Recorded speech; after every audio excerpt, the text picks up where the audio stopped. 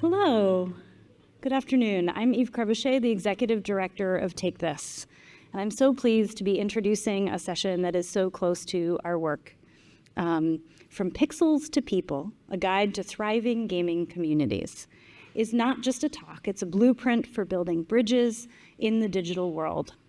Led by Cecilia D'Anastasio, video game reporter at Bloomberg News, and our panel of experts, Maria Oliveira Tamellini, Kimberly Voll, my colleague Elizabeth Kilmer, Daniel Kelley, and Savannah Badalich will take us on a journey through the pixelated pathways of gaming communities. Please welcome everyone to the stage. Thank you. Second, please.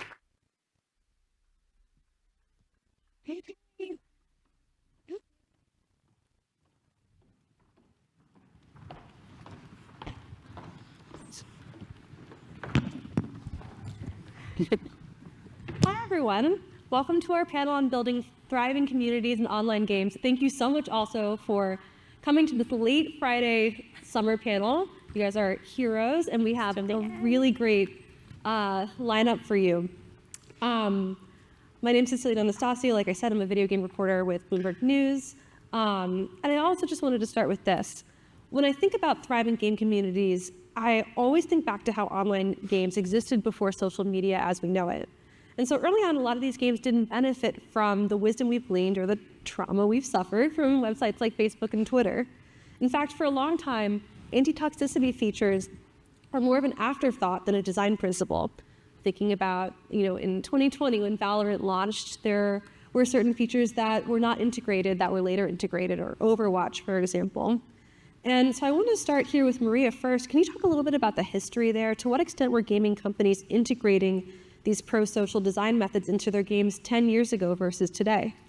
Yeah, so we were discussing about that before we became here. So there was this huge challenge of not having standards, and this is something that we all have been working together to tackle. And also, depending on the gaming dynamics, the kind of audience you want to reach, things can be different.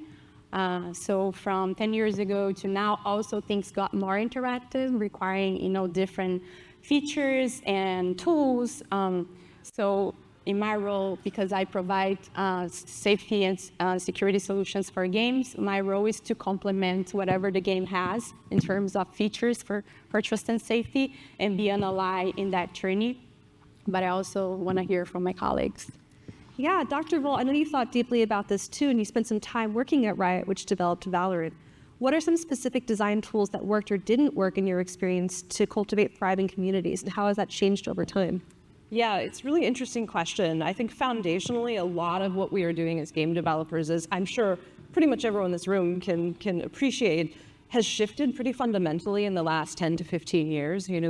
People have probably heard me talk about before how we've shifted from a world of fundamentally boxed products that you take off a shelf, a toy that you play with, and nowadays, you put that away and you'd be done. And nowadays, of course, we are creating these essentially social infrastructure, which is a huge amount of responsibility for us as game developers and the curators and caretakers of these spaces. So I think a lot of that journey has been, reflects in that, because we have had to recognize and understand our responsibility and opportunities really in these spaces to caretake them with an appropriate level of attention to what's happening in these spaces and the tooling that's required, and having to reevaluate and understand and appreciate and advocate for the kinds of things that need to be done in development today that just 10 years ago were not something gaming companies for the most part were thinking about. We didn't know how to integrate them. So we've come a really long way, but I think that's a key piece of that has been the fundamental aspect of not just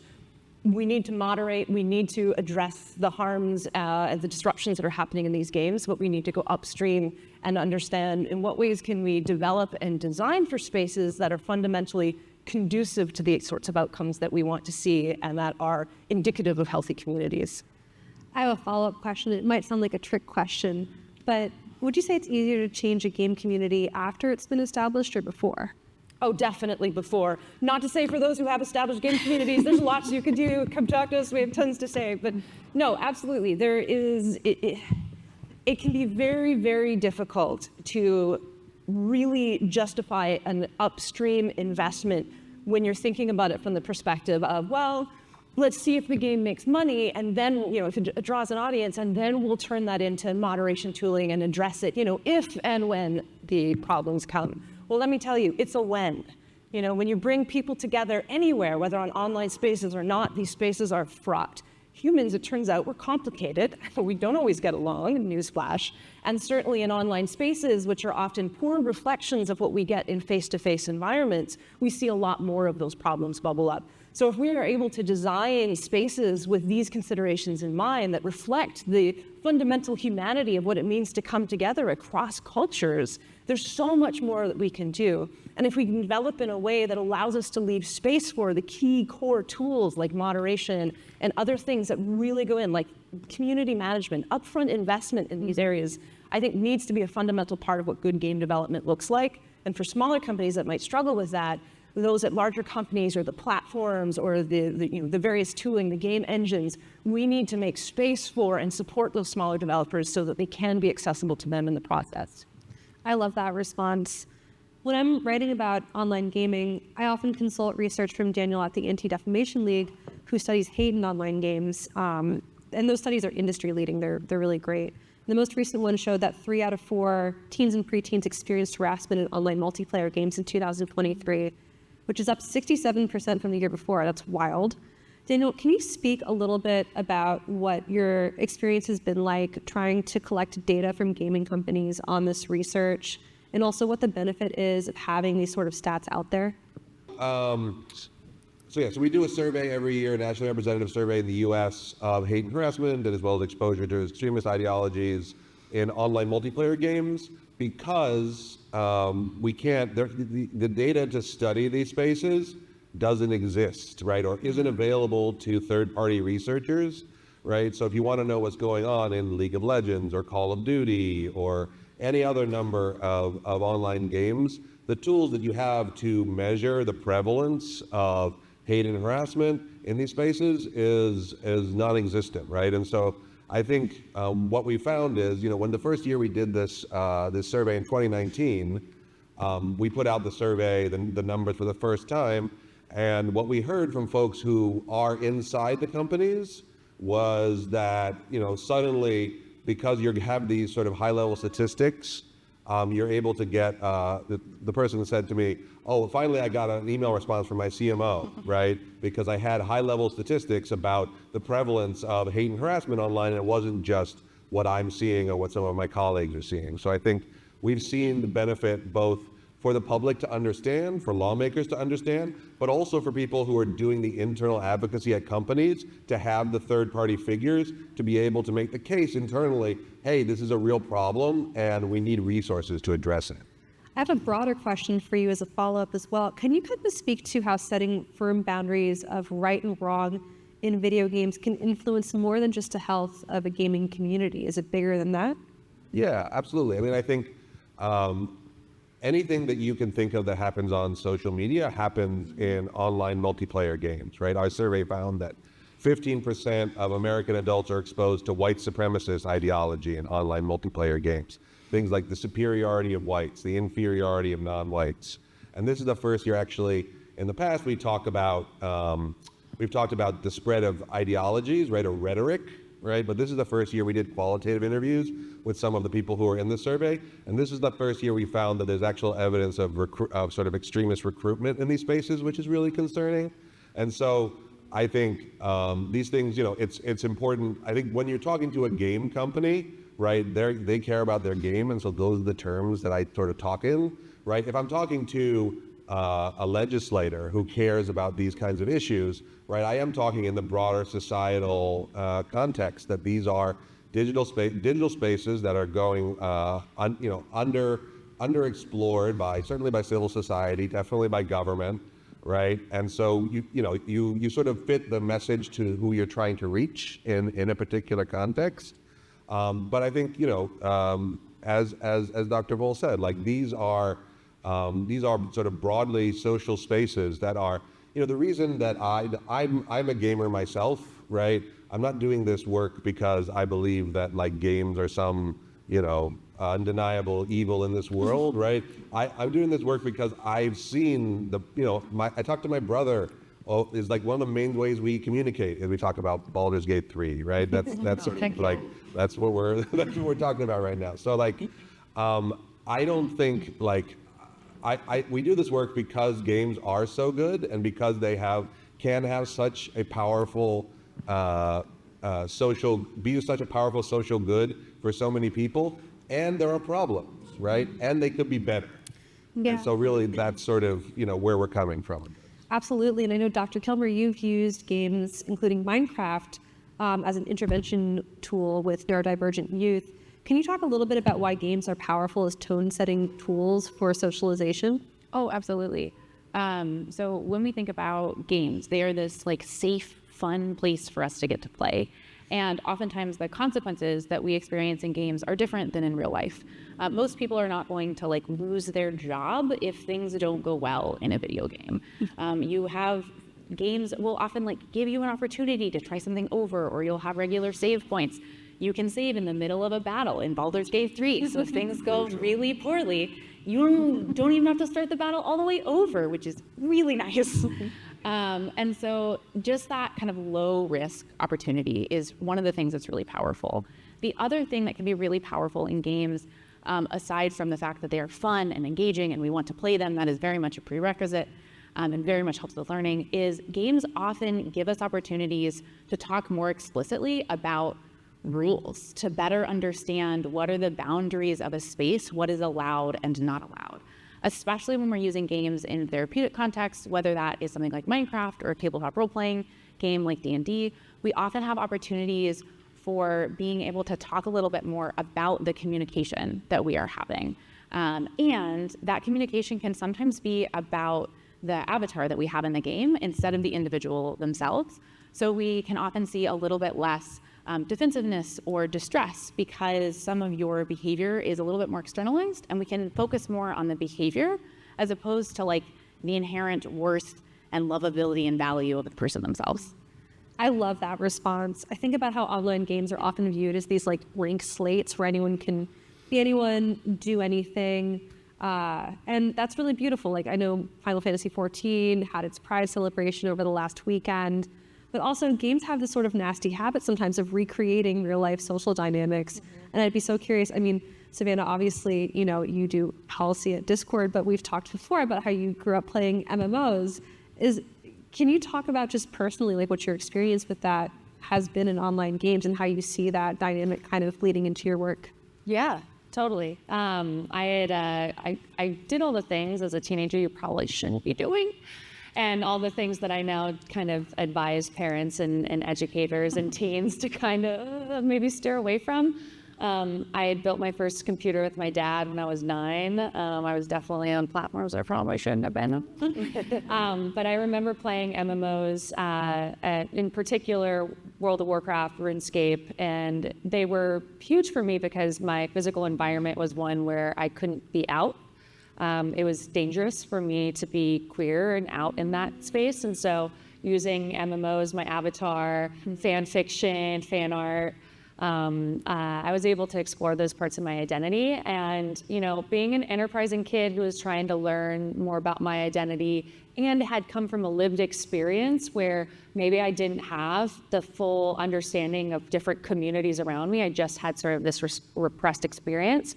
I made mistakes online. I definitely learned the hard way, in particular Gaia Online, about you, like there's certain things that you don't do, spammy behavior, cheating, because I really wanted to, rise up in the ranks. And so I think having grown up and born and bred online has made it a lot easier for me to sort of show up in the policy work and the trust and safety work. It's a combination of knowing the reality of having been a young girl on the internet.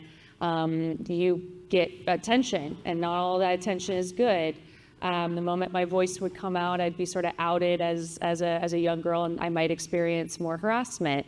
Or there were places where I showed up in a way that wasn't conducive to like a positive environment either, because I had come from a particular lived experience that did not introduce me to other people's identities. And so I think that when we think about places like Discord, which are really about being a place where you can hang out, play games with your friends, build social connection, build out your identity, safety is a prerequisite for that. You can't really hang out or thrive without it.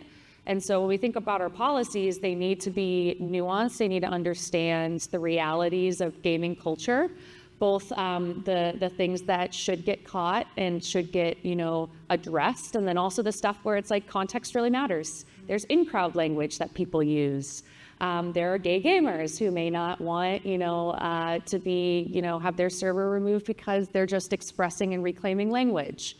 And so I think when we think about gaming is a tool, whether it's been people playing games like card games or they're playing video games. People build social connection through gaming.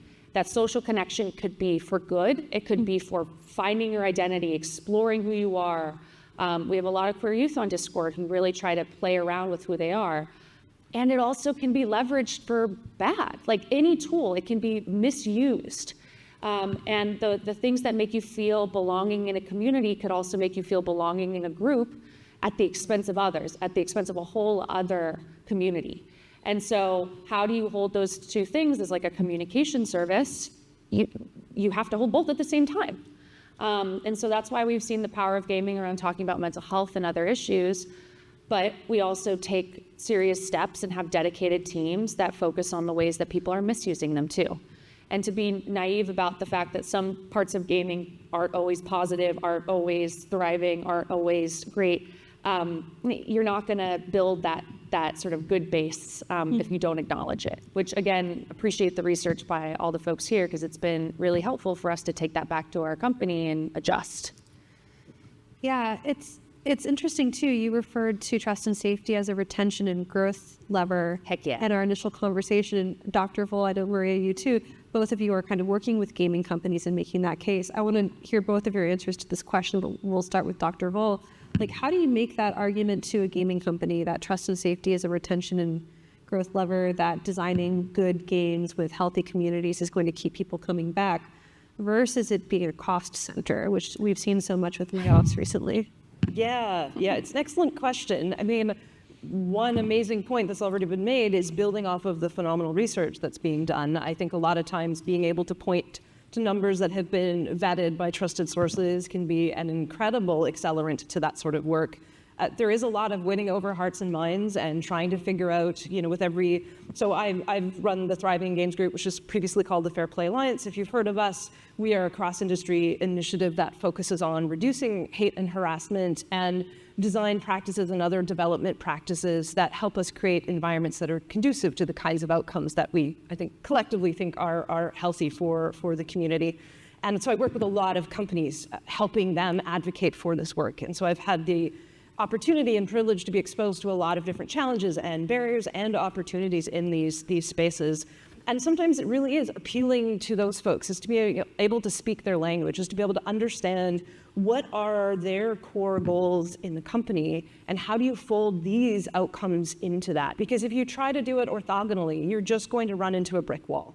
Even though we might want to, right? There are days when I wake up and I'm just like, oh my gosh, really get with the program, everyone. It can be so frustrating. But I think the more we are able to row together and to align these goals, at the end of the day, hello, capitalism, right? This is the reality that we are in, and there are certain business realities that we need to accommodate. So the more we can speak to that reality, we'll being able to fold in a lot of the core outcomes around thriving that we are trying to promote.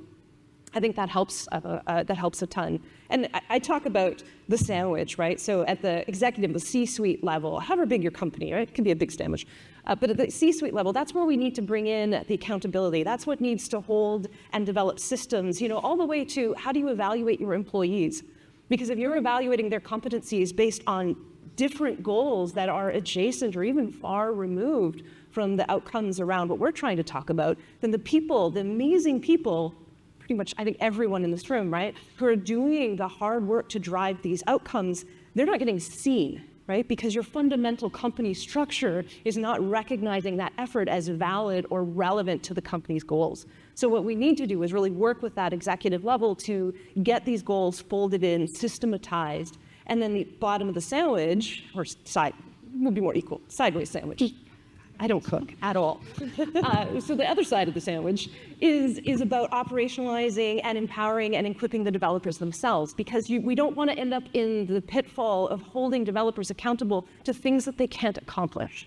Right? We don't want to tell someone, hey, you've got to go do this task, and they're totally left, high and dry because maybe they know how, but they're not empowered because they're not really given actually a budget, or it is a cost center and it's not folded into the company. So you're facing things so far downstream that there's no time or budget or opportunity to actually address things in the way that you know how to do best. So I think there's a lot of complicated aspects here, but at the decision makers level, I think understanding what is the language of that company and trying to find ways to mesh those together so that at the end of the day, you're walking in the same direction.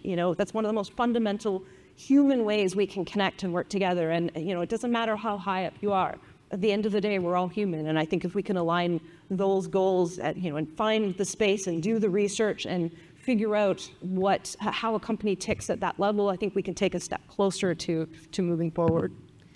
Yeah, I just want to add on what Kim was saying, because we have been working with user-generated content servers on Minecraft, and has been a great experience so far, because whenever you think about a company like Discord, Riot, they have the whole department thinking about trust and safety. But whenever we're talking with servers, there's a bunch of moderators not necessarily trained and prepared for this. And not necessarily they will buy in trust and safety in the language that we talk. So our work with Mojang, for example, was trying to translate trust and safety in a language that they understand. So what is important for a server, for example? We're trying to attract players. We're thinking about moderators working, many hours and not having enough resources. We're trying to monetize our servers. So translating that language into trust and safety was crucial to get the buy-in in all the trust and safety tools that we offered them. And so far in the beginning, there was this, people were resistant because there are certain layers and requirements they had to complete. But as we went through the process showing the benefits, like more aligned players will stay and they will disrupt less your server, resulting in less moderation efforts, and then you'll be monetizing better because you have all of those components coming together. So they were interested, and they went through the process of having basic community rules and moderation guidelines and all of that because they saw the advantage. So I believe our role, working in trust and safety, is understanding what are those drivers, and connect, whatever the work we're doing with that language, those benefits, because at the end of the day, if it's not a business, then it's not sustainable, even for creators. Can I add to that point? Yeah, please. So in the last year, some of the research that my colleague, Dr. Court, and I had the opportunity to do looked at players and their response to toxicity. And we had a sample that was represented in the United States, collected by Nielsen. And two of the really interesting pieces that came out of that, the first one is that 7 out of 10 gamers reported that they had chosen to not join a community or not play a game because of the reputation of toxicity in that game. So these are people that you are potentially missing out on, even opening your game or trying it out for the first time because of poor reputation about toxicity. We also found that players under the age of 18 were more likely to not play a game or leave a game or not spend money on a game when that game was toxic or had a reputation of toxicity than players over the age of 18, which I think is really important when we're thinking about making that business case for companies, not only about the players that they potentially have access to now, but also players that are teens that are obviously a target, but also that are going to continue to get older and may carry that greater resistance to or frustration with toxicity moving forward as they gain more consumer power. Yeah, I might just add here and say it is, when we think about our company strategy at Discord, in order for people to have fun and hang out with their friends, to spend time on Discord, to want to customize their experience, to want to, use Nitro. Safety is the prerequisite. It is the basement by which you build your products, and then you end up having, can have more creativity in it. When we think about freedom of expression on Discord, it's really thinking about it from, can as many people as possible participate? If people can't participate, they won't stay on the platform. Think about engagement numbers. They won't tell other people to join or ask them to join the platform. Less growth, less network effect. And then there will be less people that are going to want to buy Nitro or buy subscriptions, or in some other cases, look at ads. Like, there is a direct relation between the safety of your platform and how well you do in terms of growth and revenue. It is truly a one-to-one there, and that's why we have that built out with 15% of our staff dedicated to safety, more so than our comms or marketing team, because we know they'll come and they'll stay and they'll have a good time if they have that. But I really appreciate the research there too, because I think anecdotally it's what the experience of some of us have felt too. Rhea made a really interesting point too. We've been talking a lot about sort of professionalizing trust and safety, but also there are, like you pointed out, a lot of kids, unprofessional individuals who will take their own time out of their day to moderate a Discord server, moderate, a video game forum or something like that, Reddit, a subreddit, because they think it's important, and also because it adds to their participation in that community. Discord is a place where there are a lot of people like this who do volunteer to do this work. Can you talk a little bit, Savannah, about sort of how Discord views these, like, maybe younger kid moderators who do this in an unprofessional way? Yeah, and let me just first say, for community moderation, we have Discord's community guidelines, safety, and then on top of it, you can build whatever sort of cultural norms, rules within your server that you want. In no way are our community moderators moderating our community guidelines. They are not responsible for doing labor that is for our trust and safety team. So I just really want to make sure that that's important, having been a community moderator myself. So for community moderators, what we end up seeing, especially with it being teen moderators, you're more likely to listen to another teen. You're more likely to see if someone else that's in your community, if they're telling you, hey, that wasn't very cool of you to do this, or hey, that was against our rule.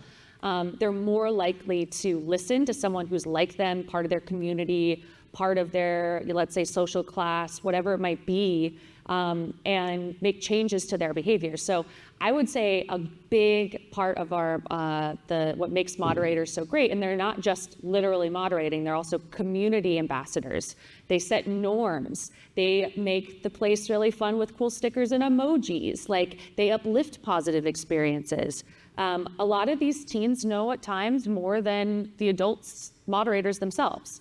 If you are, I again recommend, if you have a big server and you have moderators, pay your moderators or have something in kind. They deserve it. But in a way, it is a nice way of building a skill. We've seen a lot of these moderators, and we offer Discord Moderator Academy. If you go to discord.com/community, you can see like everything from how to build a server to how to avoid parasocial relationships, because it just gets so intense sometimes. But these moderators, especially teens, will build community management skills that they can then use for other jobs in the future. And it goes a long way. There was recently a New York Times article about, a young man who had been, moderating one of his communities, talking about mental health, and like, it went a long way. We want to also enable them, though, to know that it's not their responsibility to have to take on crisis and to navigate that. But I do think our teen moderators know more about Discord than we do, and really do change the culture a lot more than even our adult ones. I just want to add a fun situation, because we opened 2 positions for Discord. One as a community manager, and the other was product development for Discord. And we got, for those 2 opportunities, a bunch of 16 years old resumes to work with us, and some of them, they had more experience than other people. Heck yeah. So I just want to say that, because sometimes young people, they are on Discord and you believe they're wasting time. But I remember one of the moderators, he was moderating actually 3 different Discord community. One had 200,000 server people, the other one had 500,000. And the other one was just for his personal friends, so it has just 1,000. so who had like a ton Just in friends. I don't want that many friends. but that got really into me because I have 3 kids. So I noticed, and also for Minecraft, you know, we just hire the best plugin developer in the world, and he's just turned 18. And I'm so happy that he turned 18 that we could hire him. So I just believe this is important because, you know, there are many skills being developed and we need to recognize and support that a little bit more. Of course, we have to have the safety as a foundation, but they're really, really learning a bunch of things, It's interesting. I always view games as like sort of a petri dish for mainstream social and cultural phenomena. And I mean, Discord has obviously been on the cutting edge of so much with regard to trust and safety. And Daniel, we've talked about this in the past. Discord was one of the first gaming companies to have people studying far-right extremism on the staff. I'm not sure if they're still employed at Discord, but I'm curious, like, can you just talk a little bit about the importance of studying that in particular in gaming communities? Sure. So I think one of the things we've looked at recently is, and I guess I'd call Discord a gaming adjacent platform. Like I'd say that there are gaming adjacent platforms like Discord and Twitch, and then there are online games which are like function more as their own social platforms, right? And so I would compare Discord a little bit more to the mainstream social media platforms like Meta or YouTube, where they've actually done a great deal of work to develop policies, to build out teams that are looking at extremism specifically, right? I think overall, the gaming industry has not done a lot to lean into addressing extremism, but we have seen that change a little bit recently. For instance, in the last year, we worked with Activision Blizzard to advise them on a change to their code of conduct for Call of Duty. Call of Duty being the game we've seen over the last several years where players are most often exposed to white supremacist ideologies. And so they asked an interesting question of us, right? They said, well, we have a hate policy, right? We have a policy that says you can't address or attack people because of their identity, listing all the different protected characteristics, right? Race, gender, gender identity, the rest of them. And so the question was, what is in a hate policy, right? What would be missing from a hate policy when you're talking about extremism? And so what we came back with, they wanted to update their specifically player-facing code of conduct, so we couldn't have like a novel, right, about extremism. And so what we came back with was this sort of language that was about how when hate becomes ideological, right, when hate becomes more, organized, that's when you're going to have aspects of it that are missed in a general hate policy. So your general hate policy may cover like slurs, right? It may cover like behaviors, like if someone starts like throwing a game because they hear someone's voice be a woman's voice, right? A general hate policy may cover that. But if someone is like expressing support for a specific neo-Nazi, right? It may, that may not be covered in the guidance you've given to people as a result of a hate policy. If someone is talking about, a home for the white race, right? You may not have, and this speaks to the importance of policy, I think generally, which is, why is policy important? I think it sets a benchmark for a company that then has impacts downstream, right? If you just put words on your website, then there's no reason to have a policy, right? But if it becomes a guidepost, right? If you say extremism is not allowed in our game, and that informs design, that informs how you train your moderators, that informs how you think about third-party tools that you want to bring in and adapt to your platform, like then policy is an extremely powerful tool. And so I think that's what we're excited to see. We've seen Activision Blizzard implement this sort of policy update. Roblox has an anti-extremism policy, which acts as like in their community guidelines. And then Microsoft, which Minecraft is under, has anti-extremism sort of as the top, as an umbrella policy for their whole company. So there are examples out there of major companies approaching extremism policy from a particular angle, from these 3 different angles. So there's a starting point for companies to start to engage here, and I think more companies need to be doing that. One thing I'd add too, just really quickly, to the examples of how it might manifest in games that is maybe distinct from how people think about it, is that oftentimes when we are seeing people exploit the vulnerable, they're not using hateful language to do so. They're reaching out to them as vulnerable individuals to build a connection, and they slowly and insidiously fold in this ideology and language. So if you're looking for it at the surface, it's often not there, and it's its own special technique to be able to detect some of these patterns, and it's very difficult. I really do believe that's why it's important to have for like key issues that you know that your platform really might be exploited for, having those teams that are dedicated who can look at it as a funnel, look at it as a journey. It's not just the worst of the worst, there's a violent incident being planned. It is, what are all the things that are setting the norms, in which it's fine to dehumanize someone, then start thinking about violence towards them, then think about like supremacy pieces there as well. And so I do agree. I think that borrowing from other platforms, like not just hateful conduct, but additional policies for the gaming industry would go a long way. And just to put a finer point on policy doesn't do anything unless you enforce it. Mm-hmm. So you need to have enforcement, and your enforcement sets the culture for your platform, for your space, for everything else.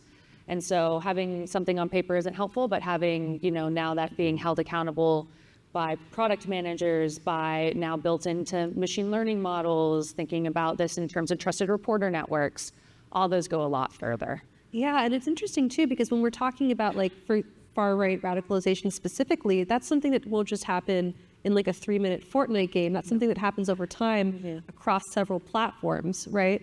So of course, because of various sort of child safety laws and privacy laws, it can be a little bit difficult to track that kind of behavior across platforms in these various little snow globes of companies. Savannah, can you just talk a little bit about how, Discord works with other companies to track this kind of behavior, and just sort of like how positive gaming communities can sort of bleed into other platforms? Oh, totally. I mean, again, Discord's used for like one part of someone's ecosystem, right? You would have maybe used, Discord to have conversations with your friends, and then you'll make something that you share on Instagram, then share it on some other platform, et cetera. And so knowing where we are in that particular ecosystem and where we can disrupt things is really important. And so usually, like, people are having intimate conversations on Discord, and when we get a report, they've probably met somewhere off of it.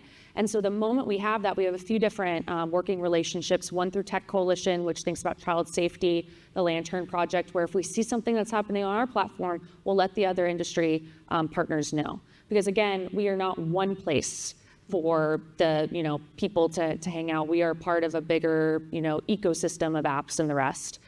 It's the same thing in terms of positive and like thriving and those kind of pieces there. If Discord can be leveraged for good, especially when it comes to artistic expression, economic empowerment, et cetera, we want to make it easier for those things to also happen across platforms and work in kind of this, virtuous cycle, virtuous sort of work across the industry. But yeah, I mean, safety should never be, it really can't be siloed. It shouldn't be proprietary. We should be sharing more information if we can. Again, within the bounds of privacy, obviously, what we think is important. So if it's really bad, we need to do something about it, though. And Dr. Kilmer, I'm curious with your work, and this is more of a broad question, but what is it about gamers and gaming communities that makes them maybe particularly susceptible to this kind of like antisocial activity? Absolutely. I appreciate that you use the word susceptible, because I think sometimes in these conversations, it can very quickly turn to like, what is it about games that like makes people violent and toxic, which should not be the conversation. I think it's important to recognize that some of the issues we have around, whether it be just that kind of garden variety toxicity or extremism, these are problems that we're dealing with on a broader society level. They are not problems that started or originated or are only happening in games or other online spaces. But there are a couple of things that when we're looking at games or we're looking at other online spaces, we may see different kinds of vulnerabilities. And if we look across these vulnerabilities, they can include things like games are really fun.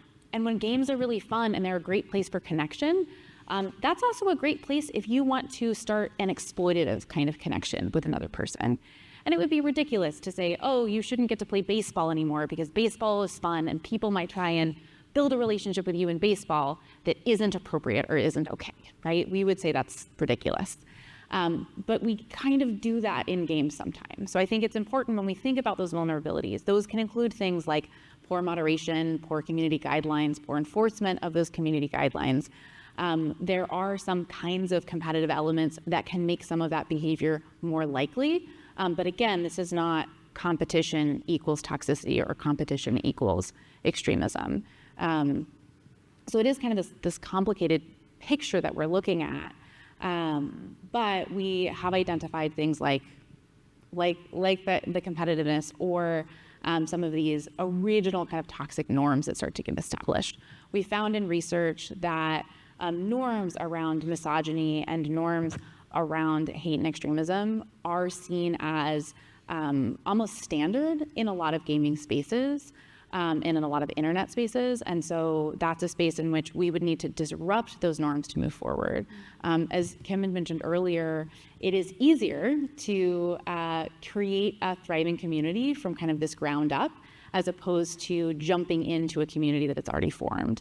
I think when we're talking about games, even if a game is a brand new game, that game still exists in this larger ecosystem. So for example, if I really like first-person shooters and I spend a lot of time in a first-person shooter community that happens to be really toxic, and then I jump over to a brand new first-person shooter game, I'm gonna bring those same norms over because that's how I'm used to participating in that game, and vice versa. So as you mentioned before, like the trust and safety and the norms piece, this is not a one studio is able to do this in isolation. This is something that we really need to address as an industry. I want to go to Dr. Voll now too, because we're talking around sort of designing for healthy communities.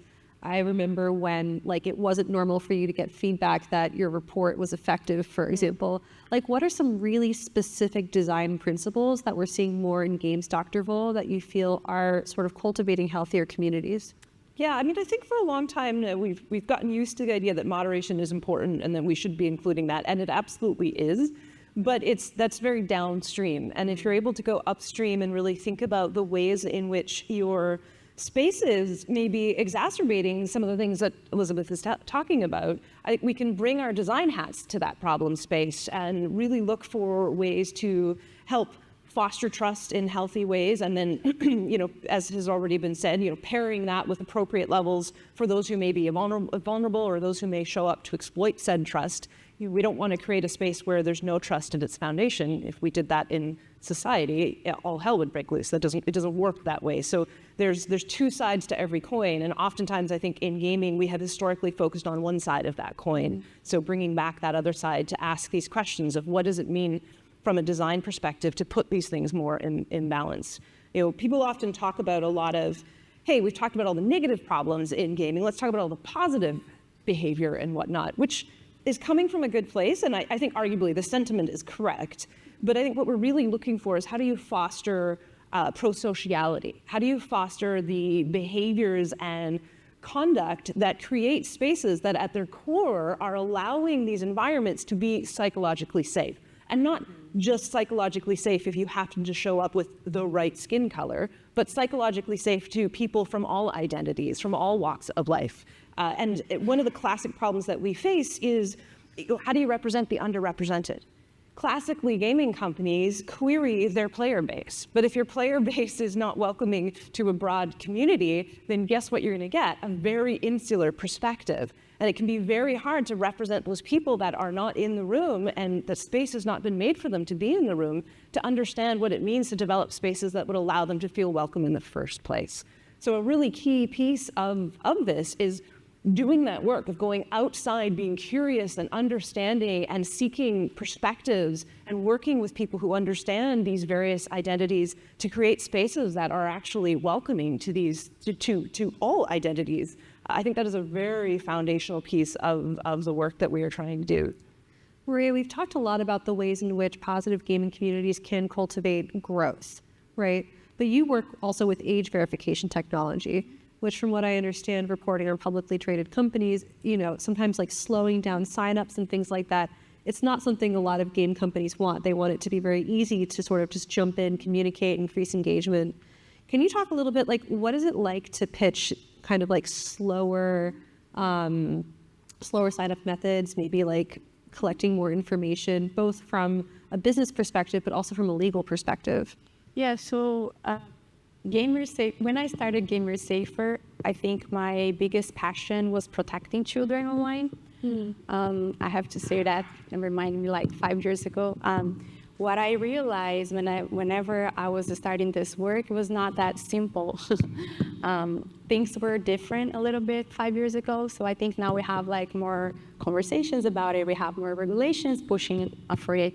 So our approach, age verification is not our main use case right now. But what we have been doing is finding the opportunities to incentivize whenever there is an opportunity. So we don't push for age verification, but if there is a community, a game that has certain requirements, I want like above 18 years old to join such conversations, or I want to know more about my community so I can improve matchmaking and things like that, then we offer that service. So that approach has been more fruitful for us, because if we kind of push and make mandatory, for example, in the end of the day, the decision will be from the platform. So the game itself will decide. But if there is, these incentives, that's, for example, I will have this early access to this feature, then players will verify, and among those players, we will see there will be, young users there. So that approach has been more fruitful for us than pushing straightly age verification. And also there are different norms around the globe. So for example, games and communities based in Brazil, they are less resistant to the age verification methods that we have. Here in the US, people are more resistant to certain methods. So we're learning about that and trying to find different mechanisms. But one thing that I learned is that the angle we are tackling with our technology, which is, we are talking about thriving communities, and that comes with different layers, Sometimes you want easy solutions to challenging problems. So those different layers are important, and they need to come together in order to deliver, safety at scale and making sure that people are coming back to our platforms. So one of the angles we're tackling and offering is the accountability. So if I did something inappropriate, then there is an accountability mechanism to making sure that I'll be accountable. I'll have like a temporary ban or something like that, or be permanently banned based on my terms of services and things like that. So I think there is no one size fits all. That's my answer. And working directly with the platform helps us to kind of curate the best way to deliver such solutions. But because this is a panel about blueprints for thriving communities, I think it's important to remind about those different layers. And that will also vary depending on the game and the platform and the level of interactions and the kind of audience that you have, all of that. Right. I wish it was simple.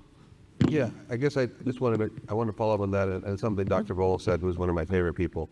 But I do want to push a little bit on something he said, which is that gaming is for all people, right? I think, I don't think so, right? I think there are people, like, we don't want neo-Nazis in these games. We don't want pedophiles in these games, right? I think there has to be a line, right, somewhere where we say it is for all people within certain norms, right? And I think that's just something that, I think it's easy to go to a place where we're saying this is for all people, where in fact it's about the norms that we set and the values that we hold and how we collect and enforce them in these spaces, such that we're able to create, truly thriving and welcoming spaces.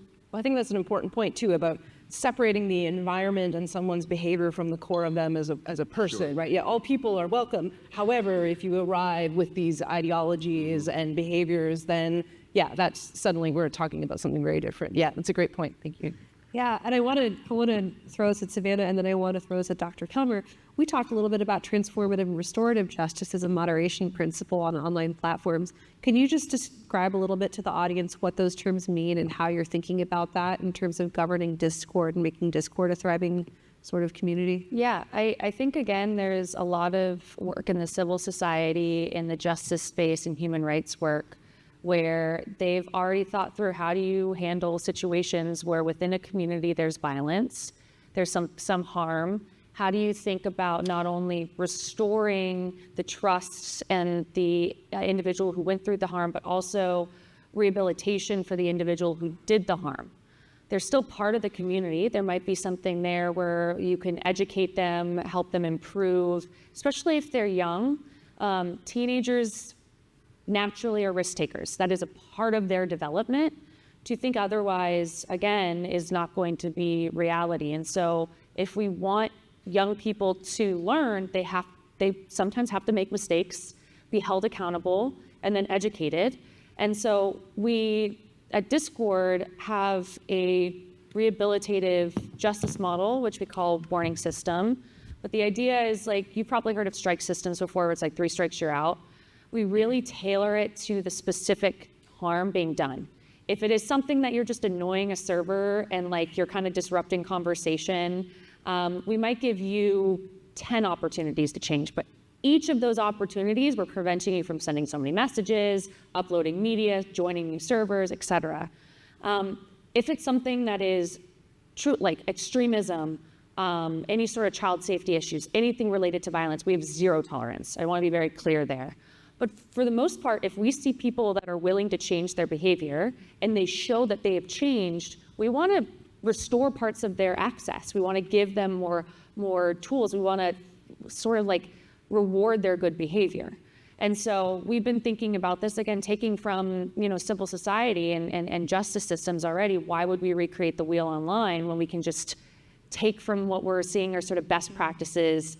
And this is especially important with communities where the communities are very,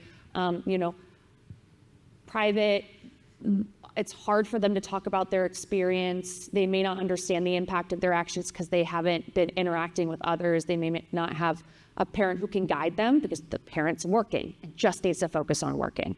And so when we think about restorative justice, that's how we think about it. How do we restore and make that person feel whole that's experienced the harm, make them feel like they can participate, as well as giving an opportunity for rehabilitation for the person who committed the harm. And so, again, we believe in people's ability to change. Like, within reason, there are certain people we do not want on our platform. That is completely right. And so within those bounds, how do you create a place that can show positive norms? And I think that's sort of the approach we take for accountability, for justice, for rehabilitation. I think just to add to that, no one is ever going to know exactly what the norms are in a space where they're there. And if you are used to the norms in a space being very toxic or being very disruptive, and then you bring that into a new space and you get penalized because you just haven't adjusted fast enough, I think that is absolutely a challenge, especially for users who may be have very good intent, but may be particularly vulnerable. They may have a harder time engaging or understanding shifting social situations. Obviously, that does not discount harm that is done and should not be ignored. The impact is still very important to address, but it's also incredibly important that we think about, if we are trying to create a safer and more engaging, like, global gaming community, understanding that we cannot do that without helping people understand how those norms are shifted. It is really normal if you go into a space and you just desperately want to connect to other people, and you find that the people who are getting the most attention are the people who are being the loudest jerks. You might mimic that behavior, right? Or maybe you've found that in the past, when you've tried to be kind or vulnerable, that is what gets you bullied. And so you've learned to stop doing that. And so thinking about how we can support people and unlearning those behaviors and understanding what the norms are is really important. There's been some awesome research that has been done on Reddit that has tracked users across different subreddits and found that users will post different kinds of content with different levels of toxicity based on the community guidelines and how well those community guidelines are adhered to in different spaces. So you might have the same user who in some spaces is following those very strict community guidelines, is engaging in very positive content, and then in another space that has less moderation, less strict community guidelines, their behavior may be significantly more toxic, which really speaks to the power not just of an individual to necessarily change, but for their behavior to shift in different spaces. Just like the way that you act at school or at a sporting event or in a religious setting may look different. Or on a main stage. Or on a main stage. Well, and I think the fact that it's Reddit you're pointing to is so important there, because Reddit is one of the few platforms that really does allow researchers to study it in this way and allows us to understand it in a really robust way. And we just don't have that in online game spaces where we'd be able to replicate a study like you're describing. I think just building really quickly on what you said too, that separation of impact from intent is so important. Obviously, addressing the harm, shielding, caring for people who are affected by things that are going on in online spaces is paramount. But in order for us to get to a space of systemic change at scale, we need to be able to have space to talk about and understand the intent, the why behind these behaviors. As Elizabeth said, sometimes it's very complicated what drives a lot of these behaviors. So in order for us to be able to get to the root and start to create, as we were talking about, design methods and different ways of understanding and driving healthier outcomes in these spaces, we need to have that separation. So there's two core tasks here: protect and care for players fundamentally, and then as much as we are able, train and support and care for those who are stepping into these spaces, who may themselves be targets, who are being pushed into these behaviors from even worse sources. Do you think, and just to follow up to what you were saying, do you think that games integrating more diverse characters, more diverse storylines has an impact on the kind of communities they can cultivate? Oh my gosh, do I? Yes. I think representation is fundamental. So much changes when you see yourself reflected in games, and we have historically not done the best job of that. And if you were here yesterday at the award ceremony, what a phenomenal celebration of representation. This is the stuff that makes the difference when you see yourselves in these spaces. But not only that, there's those deeply personal moments that I think many of us, especially those of us from marginalized communities, have felt when we found that game that was like, oh my gosh, it sees me. But there's also the educational aspect of it.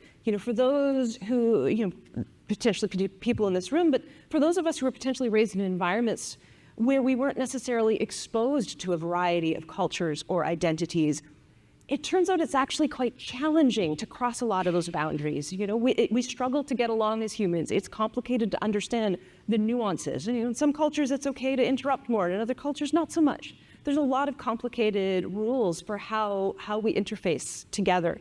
And so representation allows us to understand and get exposed to more of these cultures, to learn some of these nuances, and then we carry those into our day-to-day lives. So it has such an incredible impact that radiates outward when we're thinking about how do we actually make fundamentally more inclusive spaces? How do you actually teach and grow and cultivate tolerance at a high level?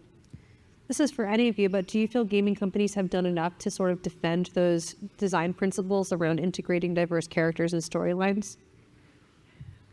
You mean publicly? Publicly. Yeah, I don't know. I think there needs to be the industry, there's certainly examples where they have, right? But I think the industry in general needs to do a better job of public advocacy. I think recently Riot Games produced a really amazing 8-minute video where they really went in depth about how this is not the place for hate. This is and just went really deep. Those are the kinds of things that we need to be seeing. It was after, just to add some context, there was a particularly egregious clip from the video game Valorant, the first-person shooter, in which a player was being harassed based on their identity. And so the game director responded in this 8-minute video. Right, exactly. And we had found a couple weeks before as well that when we had players play in Valorant as the username Proud to be Jewish, they experienced sort of virulent anti-Semitism. So it was really awesome to see Riot really stepping up and making a statement. And that's the kind of thing we need to see more companies do, right? Whether it's talking about making their space safe as a social space, whether it's talking about the sort of the media piece of representation, companies need to own this and need to speak loudly, because that's that's what pushes back on communities saying, oh well, if they're not saying anything, right, then they must agree with us that this is not an important thing, or maybe that they made a mistake here, right? So I think it's super crucial. It also empowers players in that community to understand what the company is going to stand behind, right? And so if the company says, we will not tolerate this, and then you were experiencing this, you may feel more empowered to go to the company and say, hey, this thing you said you wouldn't tolerate is happening, and expect change, as opposed to just going, I guess the company's fine with these things happening. or even speak up in the moment. You know, if you know that that is a culturally You'll be backed inappropriate up. thing, that you're not going to be the target as a result of that if that's seen as normal. Yeah. There is interesting data points on ADL's report about that, about what players expect and if they're reporting or not based on what is happening. Right. Is there any response? I'm reporting. Is there any response? I think about 70% of both adults and young people don't report anything, right? Like they just don't. They don't report anything because because either they think the system isn't going to work, or that this is just the culture of the game. Yeah, it doesn't matter. It needs to be happening. I realize you have 26 seconds. And also just to add, I don't believe there is an end point for this thing that we're discussing. It's more of a continuum. We'll never stop, thinking about diversity and making better trust and safety the same, thriving on all of that. So sometimes we will never be ready, I think. It's constant work. It's constant work. I think that's a great point to end on.